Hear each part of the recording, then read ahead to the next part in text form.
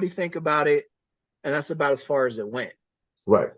So Right. I had a lot of people upset because when I did pass along an album, um, like they would get mad because they didn't get it passed along, they didn't get a record deal out of it, that's the way people were thinking, like, oh, pass this along, I'll get a record deal. It's like, don't start doing that. I'll just pass the record along Mm-hmm. to the person, and then they'll let me know what they think, and then you go from there. Right. How you get a record contract or whatever through that's not up to me. The Right. most I could do is, because I have a connect, was pass an album along, right? Right. That's it. That's all I can do.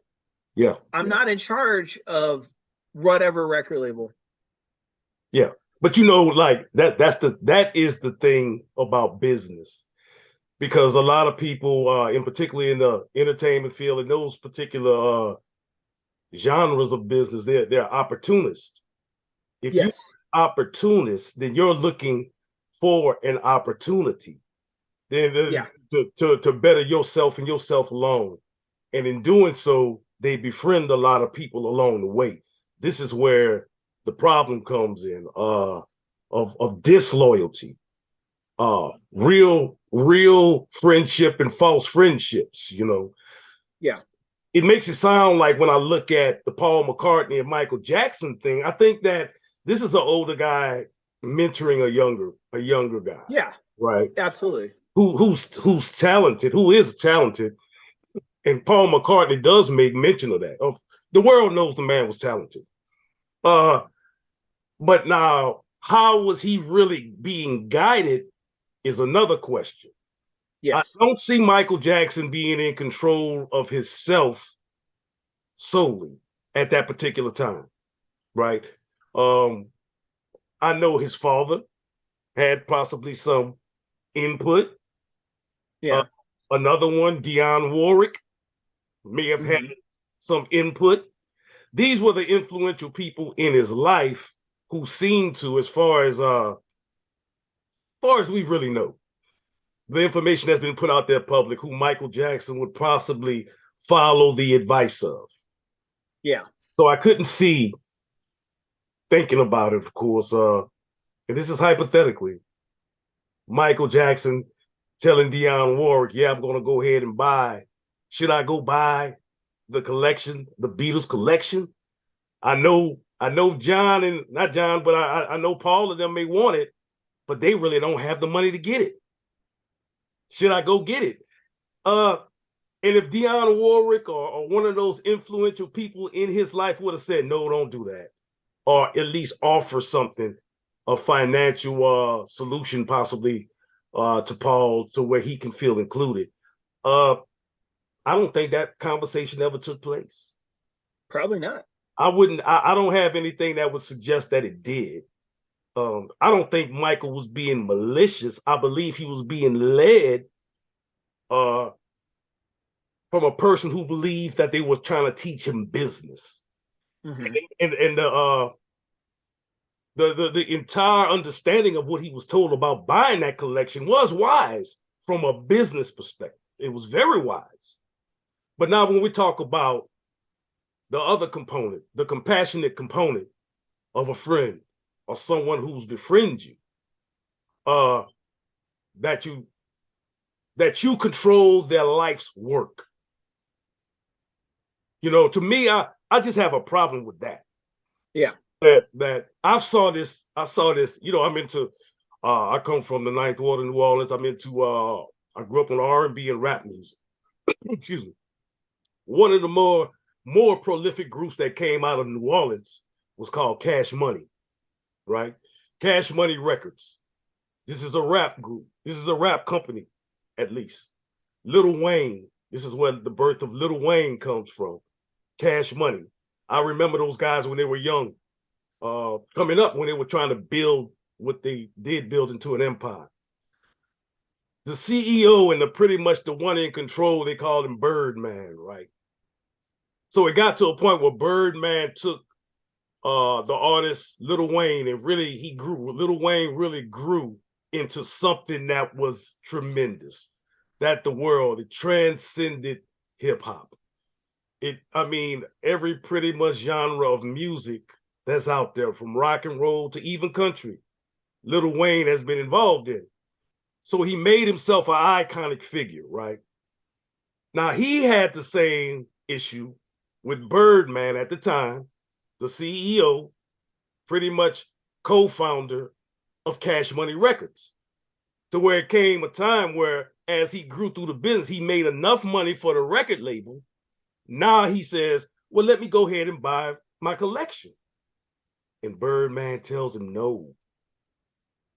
Now, now there's the friendship between those two, right, was supposedly so close that Lil Wayne calls Birdman his father. And Birdman calls Lil Wayne his son. These the same dudes that kissed in the mouth at a Grammy or something like that. Oh. You know, I don't know where that came from, but either way, you get what I'm trying to say, right? Yeah. So the business side, again, it interfered with the relationship of realness to me. It interfered with loyalty. Mm-hmm. Because you can't tell me you loyal to someone, right, that you say you love. This my son. Y'all got your names tattooed on each other and everything else. But when it come to business, where you say, okay, well, look, you did do this. I've made so much money, man. Go ahead, here go your masters. And I'm not sure if that situation got worked out or not, but I remember when they were fighting about it. And what it did, it damaged their friendship. And that's what I'm getting to the most. What's more important? And I think that society has a tendency nowadays, because today is everybody, I'm going to get mine. You know, I got to get it. You know, there's no real true loyalty.